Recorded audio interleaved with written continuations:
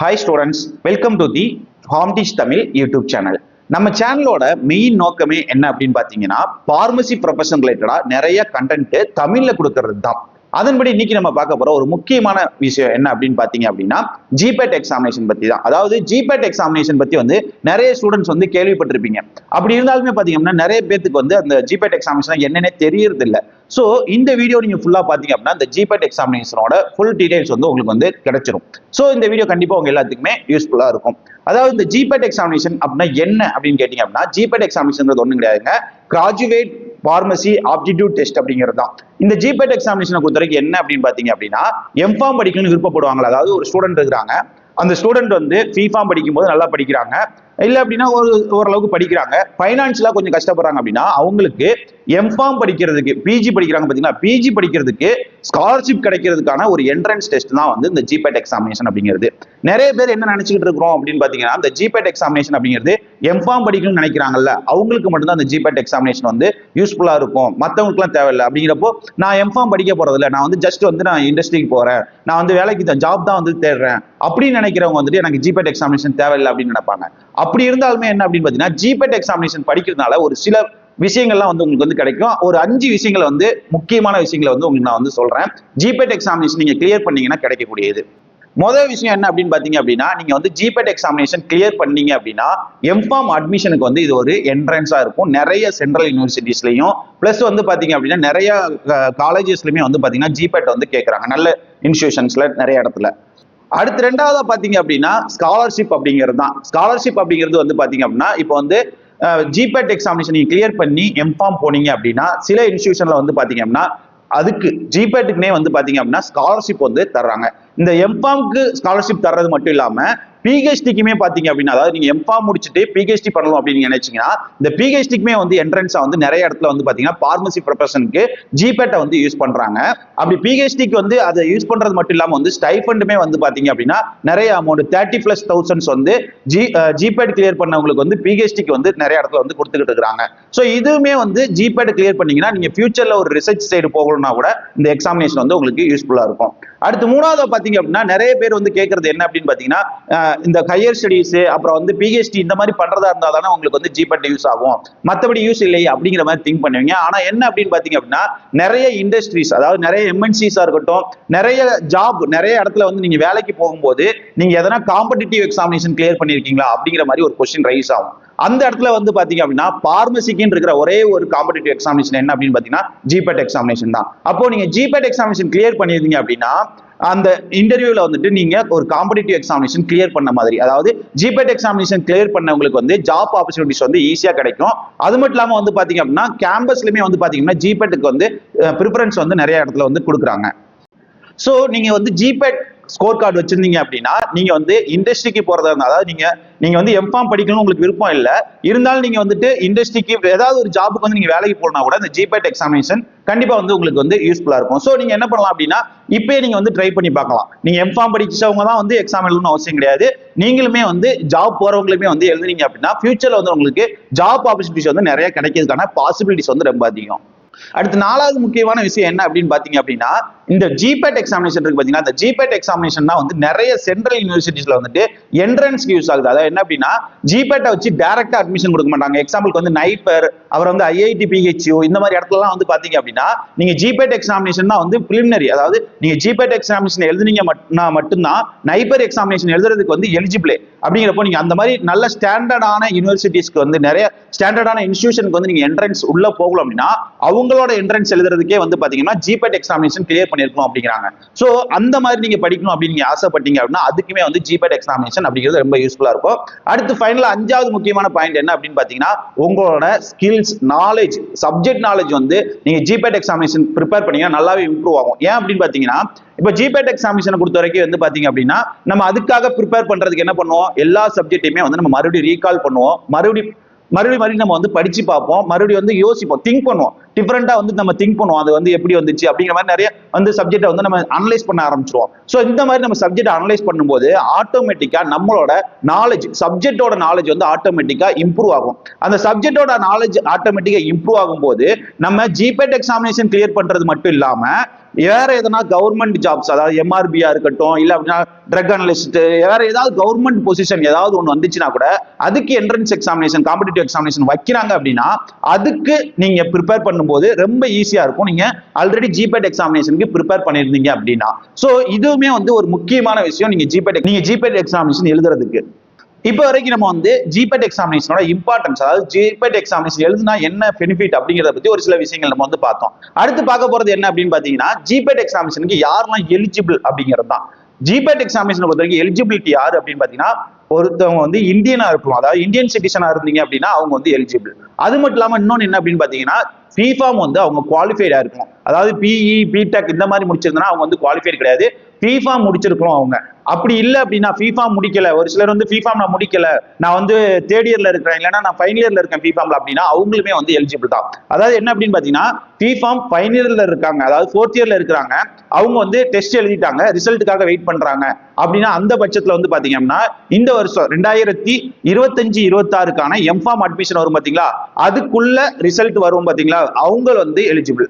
அது மட்டும் இல்லாம தேர்ட் இயர் ஸ்டூடெண்ட்டை பொறுத்த வரைக்கும் அடுத்த வருஷம் அட்மிஷன், அதாவது 2026-27க்கான எம்ஃபார்ம் அட்மிஷன் வரும் பாத்தீங்களா, அதுக்குள்ள ஃபைனல் இயரோட ரிசல்ட் வந்துருச்சு அப்படின்னா அவங்களுமே வந்து ஜிபேட் எக்ஸாமினேஷன் எழுதுறதுக்கான எலிஜிபிலிட்டி இருக்கு. அது மட்டும் இல்லாம இந்த ஜிபேட் எக்ஸாமினேஷனோட ஸ்கோர் கார்டு அப்படிங்கிறது வந்து 3 வருஷத்துக்கு வேலிடா இருக்குது. அப்படிங்கிறப்போ நீங்க வந்து ஜிபேட் எக்ஸாமினேஷன் கிளியர் பண்ணிட்டீங்கன்னா இந்த வருஷம் உங்களால ஜாயின் பண்ண முடியலனா கூட அடுத்த வருஷம் நீங்க அதை வச்சு ஜாயின் பண்ண முடியும். சோ நீங்க வந்து இன்னொரு விஷயம் இந்த ஜிபேட் எக்ஸாமினேஷன் வரைக்கும் நான் சொல்லணும்னு நினைச்சுக்கிறது என்ன அப்படின்னு பாத்தீங்கன்னா, நிறைய பேர் பண்ற மிஸ்டேக் என்ன அப்படின்னா, நான் வந்து ஃபைனல் இயர் வந்ததுக்கு அப்புறம் ஜிபேட் எழுதுறேன், இல்ல அப்படின்னா நான் வந்து ஃபோர்த் இயர் முடிச்சதுக்கு அப்புறம் நான் வந்து ஜிபேட் எழுதி அது மூலமா படிக்கிறேன் அப்படிங்கிற மாதிரி நினைக்கிறீங்க. அப்படி நீங்க நினைச்சீங்க அப்படின்னா என்ன ஆகும் அப்படின்னு பாத்தீங்கன்னா, நீங்க ஃபைனல் இயர் வரும்போது ஃபர்ஸ்ட் அட்டெம்ப்ட் பண்ணும்போது உங்களுக்கு ஒரு எக்ஸ்பீரியன்ஸ் இருக்காது. அப்படிங்கிறப்போ நிறைய தடவை வந்து நம்ம வந்து லாஸ் ஆகிறதுக்கான வாய்ப்பு அதிகம். சோ நீங்க என்ன பண்ணணும் அப்படின்னா, நீங்க தேர்ட் இயர் படிக்கும் போது, அதாவது நீங்க ஒரு தேர்ட் இயர் ஸ்டூடெண்டா இருந்தீங்க அப்படின்னா தேர்ட் இயர்ல இருந்தே நீங்க வந்து ஜிபேட் எக்ஸாமினேஷனுக்கு அப்ளை பண்ணி அது மூலமா நீங்க வந்துட்டு ஒரு டைம் நீங்க ஃபர்ஸ்ட் டைம் எழுதுவீங்களா, எழுதும்போது உங்களுக்கு ஒரு எக்ஸ்பீரியன்ஸ் கிடைக்கும்.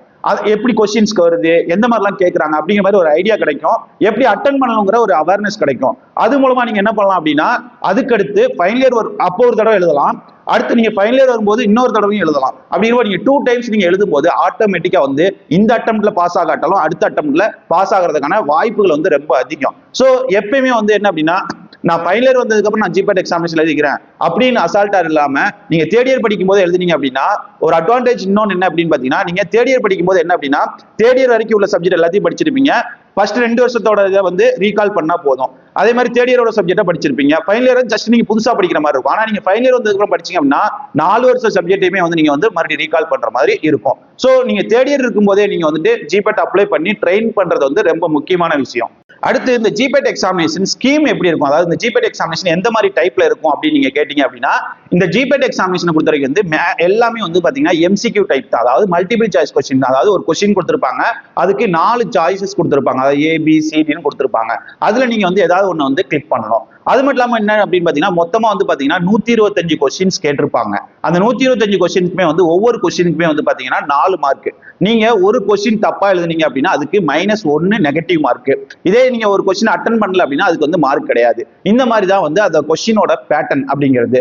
அது மட்டும் இல்லாம இன்னொரு டிப்ஸ் இந்த இடத்துல என்ன அப்படின்னு பாத்தீங்கன்னா, நீங்க ஜிபேட் எக்ஸாமினேஷன் எழுதுறீங்க அப்படின்னா அந்த டைம்ல வந்துட்டு உங்களுக்கு ஒரு கொஸ்டின் டவுட்டா இருக்குது, அது வந்து ஆன்சர் கரெக்டா தப்பா அப்படின்னு சொல்லிட்டு டவுட்டா இருக்குது அப்படின்னா அந்த கொஸ்டின் அட்டனே பண்ணாதீங்க, விட்டுருங்க. உங்களுக்கு எக்ஸாக்டா கரெக்டா எந்தெந்த கொஸ்டினுக்கு ஆன்சர் தெரியுமோ அந்த கொஸ்டினை மட்டுமே நீங்க எழுதுனீங்கனாலே நீங்க மேக்ஸிமம் மார்க் எடுக்க முடியும். இப்ப எக்ஸாம்பிளுக்கு உங்களுக்கு வந்து 125 கொஸ்டின்ஸ் கொடுக்குறாங்க.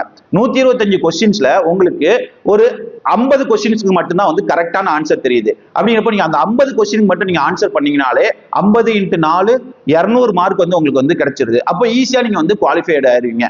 இதே இது வந்து பாத்தீங்க அப்படின்னா உங்களுக்கு 50 கொஸ்டின்ஸ்க்கு உங்களுக்கு ஆன்சர் தெரியுது, மற்ற கொஸ்டினுக்கு வந்து ஆன்சர் இது இருக்குமோ இல்லாம இருக்குமோ அப்படிங்கிற மாதிரி ஒரு டவுட்ல நீங்க வந்து ஏதோ ஒண்ணு வந்து கிளிக் பண்ணி வச்சுட்டு இருந்தீங்க, அதாவது 3 சாய்ஸ்ல வந்து ஏதோ ஒண்ணு கிளிக் பண்ணி வச்சுருந்தீங்க. அப்போ என்ன ஆகும் அப்படின்னா அந்த நீங்க எடுத்த அந்த ஒரு 200 மார்க்ல இருந்து மைனஸ் மார்க் வந்து நிறைய வந்து உங்களோட மார்க் வந்து டவுன் பண்ணி விட்டுரும். ஸோ எப்பயுமே ஜிபேட் எக்ஸாமினேஷனை பொறுத்த வரைக்கும் நீங்க வந்து உங்களுக்கு கொஸ்டினுக்கு ஆன்சர் எக்ஸாக்டா தெரியும் அப்படின்னா மட்டும் நீங்க அட்டன் பண்ணணும். இல்ல தெரியாது, உங்களுக்கு ஆன்சர் தெரியாது அப்படின்னா நீங்க வந்து ஜஸ்ட் விட்டுருங்க. 0 மார்க் தான் வந்து அந்த விட்ட கொஸ்டினுக்கு. ஆனா நீங்க அட்டன் பண்ண கொஸ்டினுக்கு தப்பா இருந்துச்சுன்னா மைனஸ் மார்க்ல போகும். ஸோ இதுல நீங்க வந்து கொஞ்சம் அவேர்னஸா இருங்க. அது மட்டும் இல்லாம இந்த எக்ஸாமினேஷன் அப்படிங்கிறது 3 மணி நேரம் நடக்கும். இந்த 3 மணி நேரம் நடக்கிற எக்ஸாமினேஷன்ல வந்து பாத்தீங்கன்னா சில டைம்ல வந்து பாத்தீங்கன்னா இதை வந்து செக்ஷனா பிடிச்சிருப்பாங்க. அதாவது என்ன அப்படின்னா section A, section B, section D, section C அந்த மாதிரி வந்து பிரிச்சு வச்சிருப்பாங்க. அப்போ வந்து ஒவ்வொரு செஷனுக்குமே வந்து பாத்தீங்க அப்படின்னா ஒரு டைம் வந்து அலாட் பண்ணிருப்பாங்க. அந்த டைமுக்கு அப்புறம் தான் வந்து அடுத்த செஷன் வந்து ஓப்பன் ஆகும். இந்த மாதிரி வந்து வரும். ஆனா என்ன அப்படின்னு பாத்தீங்கன்னா நீங்க வந்து இந்த 3 மணி நேரம் கண்டினியூஸா வந்து நீங்க அங்கேயே தான் வந்து உட்காந்துருக்கணும். அந்த கொஸ்டின் வந்து நீங்க ரிவ்யூ பண்ணிக்கலாம். என்ன அப்படின்னா நீங்க மார்க் பண்ணிட்டு நீங்க வந்துட்டு கடைசியா நீங்க கூட வந்து நீங்க ஆன்சர் பண்ண முடியும் அந்த கொஸ்டினுக்கு. இந்த ஜிபேட் எக்ஸாமினேஷன் எல்லாமே வந்து பாத்தீங்கன்னா கம்ப்யூட்டர் பேஸ்டு எக்ஸாமினேஷன் தான். ஒரு சென்டர் வந்து அவங்க கொடுப்பாங்க. அந்த சென்டர்ல போயிட்டு நீங்க வந்து கம்ப்யூட்டர்லாம் வச்சிருப்பாங்க. நீங்க அதுல போயிட்டு நீங்க ஜஸ்ட் வந்து எழுதுற மாதிரி இருக்கும். இந்த ஜிபேட் எக்ஸாமினேஷனுக்கான சென்டர் என்ன அப்படிங்கிறது வந்து பாத்தீங்க அப்படின்னா அந்த அவங்களோட வெப்சைட்லயே வந்துட்டு தெளிவா கொடுத்துருப்பாங்க எங்கெல்லாம் சென்டர் இருக்கு அப்படிங்கிறது. தமிழ்நாட்டை பொறுத்த வரைக்கும் வந்து பாத்தீங்க அப்படின்னா சென்னையில இருக்கு சென்டர், அப்புறம் கோயம்புத்தூர்ல இருக்கு, அப்புறம் சேலம்ல இருக்கு, அது போக வந்து பாத்தீங்கன்னா வேலூர்ல இருக்கு, அப்புறம் வந்து திருச்சியில இருக்கு, அப்புறம் மதுரையிலையும் திருநெல்வேலியிலையும் வந்து இந்த சென்டர் வந்து இருக்கு. நீங்க வந்து அப்ளை பண்ணும்போது நீங்க எவ்வளவு சீக்கிரமா அப்ளை பண்றீங்களோ அப்போ வந்து நீங்க வந்து ப்ரிஃபரன்ஸ் கேட்கும். எக்ஸாம் சிட்டி ப்ரிஃபரன்ஸ் கேட்கும். அப்போ வந்து நீங்க என்ன அப்படின்னா நீங்க சீக்கிரமா அப்ளை பண்ணிட்டீங்க அப்படின்னா உங்களுக்கு வந்து எந்தெந்த இடத்துல வந்து நீங்க என்ன சென்டர் கொடுக்குறீங்களோ அந்த சென்டர்ல வந்து கிடைக்கிறதுக்கான பாசிபிலிட்டிஸ் அதிகம். ஒருவேளை அந்த சென்டர்ல வந்துட்டு ஃபுல்லாவே வந்து ஃபில் ஆயிருச்சு அப்படின்னா என்ன பண்ணுவாங்க, பக்கத்துல இருக்கிற சென்டருக்கு வந்து மாத்தி கொடுப்பாங்க. அப்படிங்கிறப்போ நீங்க எக்ஸாமினேஷனை பொறுத்த வரைக்கும் ஃபர்ஸ்ட் கம் ஃபர்ஸ்ட், அதாவது நீங்க எக்ஸாமினேஷனுக்கு ரிஜிஸ்டர் பண்றீங்க அப்படின்னா சீக்கிரமா ரிஜிஸ்டர் பண்ணீங்க அப்படின்னா உங்களுக்கு நீங்க நினைச்ச சென்டர் கிடைக்கிறதுக்கான பாசிபிலிட்டிஸ் வந்து ரொம்ப அதிகம். சோ நீங்க எவ்வளவு சீக்கிரமா முடியுமோ அவ்வளவு சீக்கிரமா வந்து ஜிபேட் எக்ஸாமினேஷனுக்கு அப்ளை பண்ணிருங்க. இப்ப கரண்டா வந்து பாத்தீங்கன்னா ஜிபேட் எக்ஸாமினேஷனுக்கு வந்து ரிஜிஸ்ட்ரேஷன் வந்து ஓப்பன்ல தான் இருக்கு. அதாவது பாத்தீங்க அப்படின்னா 21ஆம் தேதி ஏப்ரல் மாசம் வரைக்கும் வந்து உங்களுக்கு லாஸ்ட் டேட் கொடுத்துருக்காங்க ஜிபேட் எக்ஸாமினேஷனுக்கு ரிஜிஸ்டர் பண்றதுக்கு. அது அந்த விண்டோ வந்து எடிட் பண்றதுக்கு வந்து 25ஆம் தேதியில இருந்து 28ஆம் தேதி வரைக்கும் வந்து உங்களுக்கு டைம் கொடுத்துருக்காங்க. அதாவது என்ன அப்படின்னு பாத்தீங்கன்னா நீங்க வந்து அதுல வந்து டாக்குமெண்ட்ஸ் மட்டும் தான் வந்து சேஞ்ச் பண்ண முடியும். மற்றபடி நீங்க வந்துட்டு உங்களோட மற்ற டீடைல்ஸ், அதாவது உங்களோட நேமையோ இல்ல அப்படின்னா இமெயில் ஐடியோ நீங்க வந்து இல்லைன்னா எக்ஸாம் சிட்டி வந்து சேஞ்ச் பண்றதோ வந்து அதுல பண்ண முடியாது. எடிட் விண்டோ ஆப்ஷன்ல வந்து நீங்க வந்துட்டு உங்களோட டாக்குமெண்ட்ஸ் வந்து சேஞ்ச் பண்ண முடியும். அதுக்கு டைம் கொடுத்துருக்கிறது வந்து பாத்தீங்க அப்படின்னா 25 ஏப்ரல்ல இருந்து 28 ஏப்ரல் வரைக்கும் டைம் கொடுத்துருக்காங்க. அதே மாதிரி நீங்க எந்த மாதிரியான டாக்குமெண்ட்ஸ் எல்லாம் மேக்ஸிமம் அப்லோட் பண்ற மாதிரி இருக்கும் அப்படின்னு பாத்தீங்கன்னா மொத்தமா வந்து 3 டாக்குமெண்ட்ஸ். அது ஒண்ணு என்ன அப்படின்னா உங்களோட சிக்னேச்சர், உங்களோட போட்டோகிராஃப், அப்புறம் வந்து உங்களோட தம்ப் இம்ப்ரெஷன். இந்த 3மே நீங்க வந்து அப்லோட் பண்ண மாதிரி இருக்கும். அந்த அப்லோட் பண்ண தம்ப் இம்ப்ரெஷனா இருக்கட்டும், அந்த போட்டோகிராஃபா இருக்கட்டும், அவங்க வந்து ஒரு கிரிட்டீரியா கொடுத்துருவாங்க. இந்த சைஸ்ல இருக்கணும், இந்த மாதிரி இருக்கணும் அப்படின்னு சொல்லிட்டு அவங்க வெப்சைட்லயே கொடுத்துருப்பாங்க. அதுல வந்து எதனா ஒரு பிரச்சனை இருக்குது, இஷ்யூ இருக்குது அப்படின்னா அதை வந்து அவங்க சொல்லிடுவாங்க உங்களுக்கு இந்த மாதிரி இஷ்யூ இருக்குது அப்படின்னு சொல்லிட்டு. அதை நீங்க வந்து ரெக்டிஃபை பண்றதுக்கு ஒரு பர்டிகுலர் டேட் கொடுப்பாங்க. அது வந்து பாத்தீங்கன்னா 9ஆம் தேதியில இருந்து 11ஆம் தேதி மே மாசம் வரைக்கும் வந்து அவங்க டைம் கொடுத்துருக்காங்க. அந்த டேட்ல வந்து நீங்க வந்து அதை ரெக்டிஃபை பண்ணிக்கலாம். அதுக்கப்புறம் உங்களால வந்து அதை எதுவுமே வந்து சேஞ்ச் பண்ண முடியாது. அதே மாதிரி ஜிபேட் எக்ஸாமினேஷனுக்கான அட்மிட் கார்டு, அதாவது ஹால் டிக்கெட் அப்படிங்கிறது வந்து 21ஆம் தேதி மே மாசம் ரிலீஸ் ஆகும். அதே மாதிரி உங்களோட எக்ஸாமினேஷன் பாத்தீங்க அப்படின்னா மே மாசம் 25ஆம் தேதி எக்ஸாமினேஷன் நடக்கும் 3 மணி நேரத்துக்கு. அது வந்து முன்னாடியே உங்களுக்கு அந்த அட்மிட் கார்ட்லேயே வந்துட்டு ஃபுல் டீடைல்ஸ் வந்து உங்களுக்கு கொடுத்துருவாங்க. எப்போ வரலாம் என்ன மாதிரி அப்படின்னு ஃபுல் டீடைல்ஸ் வந்து உங்களுக்கு வந்து அட்மிட் கார்ட்லேயே வந்து கொடுத்துருவாங்க. அது மட்டும் இல்லாமல் எக்ஸாமோட ரிசல்ட் பார்த்தீங்கன்னா ஜூன் மாதம் 25ஆம் தேதி வந்துடும் அப்படிங்கிற மாதிரி அவங்களோட ப்ரௌச்சர்ல வந்து கொடுத்துருக்காங்க. நீங்க ஃபுல் டீடைல்ஸ், அதாவது ஜிபேட் எக்ஸாமினேஷனை பொறுத்த வரைக்கும் ஃபுல் டீடைல்ஸ் நீங்க வந்து செக் பண்ணணும் அப்படின்னா நீங்க ஜஸ்ட் வந்து ஜிபேட் எக்ஸாமினேஷனுக்கு வந்து நீங்க ஜிபேட் எக்ஸாமினேஷன் 2025 இன்ஃபர்மேஷன் புல்லட்டின் அப்படின்னு சொல்லிட்டு கூகுள் பண்ணீங்கனாலே வந்து ஒரு PDF ஃபைல் வரும். அதில் ஹிந்திலையும் கொடுத்துருப்பாங்க, இங்கிலீஷ்லயும் வந்து கொடுத்துருப்பாங்க. நீங்க ஜஸ்ட் வந்து அதை ரீட் பண்ணீங்கனாலே ஃபுல் இன்ஃபர்மேஷன் வந்து ஜிபேட் எக்ஸாமினேஷன் பத்தி உங்களுக்கு கிடைக்கும். அடுத்து இன்னொரு முக்கியமான விஷயம் நான் உங்கள்ட்ட ஷேர் பண்ணணும்னு நினைக்கிறது என்ன அப்படின்னா ப்ளூ பிரிண்ட். அதாவது இந்த எக்ஸாமினேஷன்ல வந்துட்டு எந்த மாதிரியான சப்ஜெக்ட்ஸ்லாம் வந்து மேஜரா ஃபோக்கஸ் பண்ணி கேட்கறாங்க அப்படின்னு பாத்தீங்க அப்படின்னா ஒரு சில சப்ஜெக்ட் தான் வந்து மேஜரா வந்து ஃபோக்கஸ் பண்றாங்க. ஒன்னு என்ன அப்படின்னு பாத்தீங்கன்னா பார்மசூட்டிக்கல் கெமிஸ்ட்ரி அப்படிங்கிறது. பார்மசூட்டிக்கல் கெமிஸ்ட்ரி மட்டும் இல்லாம அதோட அலைடு சப்ஜெக்ட்ஸ், அதாவது எக்ஸாம்பிளுக்கு வந்து பாத்தீங்கன்னா பார்மசூட்டிக்கல் கெமிஸ்ட்ரியில வந்து பாத்தீங்க அப்படின்னா மெடிசினல் கெமிஸ்ட்ரி 1 வரலாம், மெடிசினல் கெமிஸ்ட்ரி 2 வரலாம், மெடிசினல் கெமிஸ்ட்ரி 3 வரலாம். அதே மாதிரி ஆர்கானிக் கெமிஸ்ட்ரி, இன்ஆர்கானிக் கெமிஸ்ட்ரி, இந்த மாதிரி கெமிஸ்ட்ரி ரிலேட்டடா இருக்கிற எல்லா சப்ஜெக்ட்டுமே சேர்ந்து வந்து பாத்தீங்கன்னா 38 கொஸ்டின்ஸ் வந்து கேட்பாங்க. அதே மாதிரி வந்து பார்மசூட்டிக்ஸ் அண்ட் பார்மசூட்டிக்ஸ் அலைடு சப்ஜெக்ட்ஸ், அதாவது பார்மசூட்டிக்ஸா இருக்கலாம், இல்லைன்னா பிசிக்கல் பார்மசூட்டிக்ஸா இருக்கலாம், இல்லைன்னா இண்டஸ்ட்ரியல் பார்மசியா இருக்கலாம், இல்ல அப்படின்னா வச்சுக்கலாம் இந்த மாதிரி ரிலேட்டடா, அதாவது பார்மசூட்டிக்ஸ்க்கு ரிலேட்டடான சப்ஜெக்ட்ஸ். இதை நீங்க வந்து சூட்டிக்ஸ் உங்களுக்கு எடுப்பாங்க பாத்தீங்களா, அந்த ஸ்டாப் எந்த சப்ஜெக்ட்ல அப்படின்னு கேட்டாலே தெளிவா வந்து சொல்லுவாங்க. சோ அந்த மாதிரி சப்ஜெக்ட் எல்லாத்தையும் சேர்த்து வந்து 38 மார்க்குக்கு வந்து கேட்கறாங்க. அடுத்து வந்து பாத்தீங்க அப்படின்னா பார்மகாலஜி, அப்புறம் பார்மகாலஜி அது ரிலேட்டடா உள்ள சப்ஜெக்ட்ஸ். இப்போ எக்ஸாம்பிளுக்கு anatomy physiology, பேத்தோபிசியாலஜி, pharmacology 1, pharmacology 2, pharmacology 3 இந்த மாதிரி சப்ஜெக்ட் எல்லாத்தையுமே சேர்த்து வந்து பாத்தீங்க அப்படின்னா அதுக்கு வந்து 28 மார்க்குக்கு வந்து கேட்கறாங்க. அது போக வந்து பாத்தீங்க அப்படின்னா பார்மகாக்னசி, அதுக்கப்புறம் அதோட அலைட் சப்ஜெக்ட், அதாவது பார்மகாக்னசி 1, பார்மகாலஜி 2, அப்புறம் வந்து ஹெர்பல் ட்ரக் டெக்னாலஜி இந்த மாதிரி ரிலேட்டடான சப்ஜெக்ட்ஸ் எல்லாத்தையும் சேர்த்து வந்து பாத்தீங்க அப்படின்னா 10 மார்க்குக்கு வந்து கொஸ்டின்ஸ் வந்து கேட்கறாங்க. அது போக வந்து அதர் சப்ஜெக்ட்ஸ்ல இருந்து 11 கொஸ்டின்ஸ் வந்து கேட்கறாங்க. சோ இந்த மாதிரி வந்து 125 கொஸ்டின்ஸ் வந்து இந்த மாதிரி ஸ்பிளிட் அப் வந்து கொடுத்துருக்காங்க. சோ நீங்க மேஜரா வந்து பாத்தீங்கன்னா ஒரு 4-5 டொமைன்ல இருக்குது, அதாவது பார்மசூட்டிக்ஸ், பார்மசூட்டிக்கல் கெமிஸ்ட்ரி, பார்மகாலஜி, இந்த மேஜரா இருக்கிற 3 இதை நீங்க டொமைனை மட்டுமே நீங்க வந்து மெயின் போக்கஸ்ல படிச்சீங்கனாலே உங்களால மேக்ஸிமம் மார்க் வந்து எடுக்க முடியும்.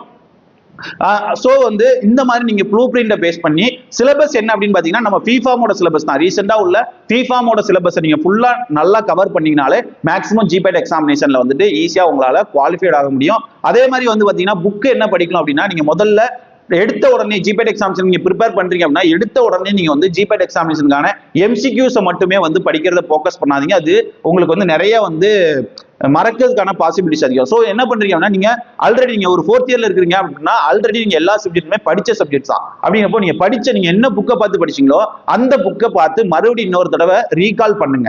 அதுக்கடுத்து என்ன பண்றீங்க அப்படின்னா, இந்த சிலபஸ் இருக்கு பாத்தீங்களா, சிலபஸுக்கு பின்னாடி சிலபஸ் முடிஞ்ச உடனே வந்து ஒவ்வொரு சப்ஜெக்ட்டுக்குமே வந்து பாத்தீங்க அப்படின்னா புக்கு என்ன ரெஃபர் பண்ணணும் அப்படிங்கிறது ஒவ்வொரு சப்ஜெக்ட்டுக்குமே தனித்தனியா கொடுத்துருப்பாங்க. அதுல ஃபர்ஸ்ட்ல வர்ற ஒரு 3 புக்கை மட்டுமே நீங்க வந்து ரெஃபர் பண்ணீங்கனாலே போதும். மேக்ஸிமம் வந்து நீங்க ஜிபேட் எக்ஸாமினேஷனுக்கு ஓரளவுக்கு வந்து ப்ரிப்பேர் பண்ண முடியும். அப்படி நீங்க ப்ரிப்பேர் பண்ணி முடிச்சதுக்கு அப்புறம் அதுக்கு அடுத்து நீங்க வந்து எம்சிக்யூஸ் வந்து ட்ரை பண்ணி பார்க்கலாம்.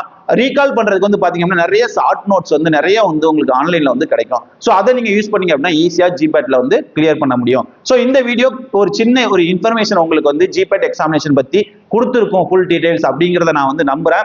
இந்த மாதிரியே வந்து ஃபியூச்சர்ல வந்து நம்ம வந்து ஜிபேட் எக்ஸாமினேஷனுக்கும் சில டிப்ஸ், அது மட்டும் வந்து ஜிபேட் எக்ஸாமினேஷனுக்கு வந்து நம்ம ஃபியூச்சர்ல வந்துட்டு டெய்லி வந்து ஒரு 5 கொஸ்டின்ஸ் இல்லைன்னா ஒரு 10 கொஸ்டின்ஸ் வந்து ஃபியூச்சர்ல வந்து போஸ்ட் பண்ணலாம் அப்படின்னு நான் நினைக்கிறேன். சோ அந்த மாதிரி வீடியோக்களை நீங்க தொடர்ந்து பாத்துக்கிறதுக்காக மறக்காம நம்ம சேனலை வந்துட்டு சப்ஸ்கிரைப் பண்ணி வச்சுக்கோங்க. அது மட்டும் இல்லாம உங்களோட ஃப்ரெண்ட்ஸ் யாருக்குன்னா இந்த வீடியோ யூஸ் ஆகும் அப்படின்னு நீங்க நினைச்சீங்கன்னா மறக்காம அவங்களுக்கு வந்து ஷேர் பண்ணி விடுங்க. ஃபியூச்சர்ல தமிழ்ல பார்மசி ரிலேட்டடான கண்டென்ட் நிறைய பாத்துக்கிறதுக்கு நம்மளோட சேனலுக்கு வந்து தொடர்ந்து சப்போர்ட் பண்ணுங்க. ஓகே ஸ்டூடெண்ட்ஸ், நம்ம அடுத்த வீடியோல பார்க்கலாம். பாய்.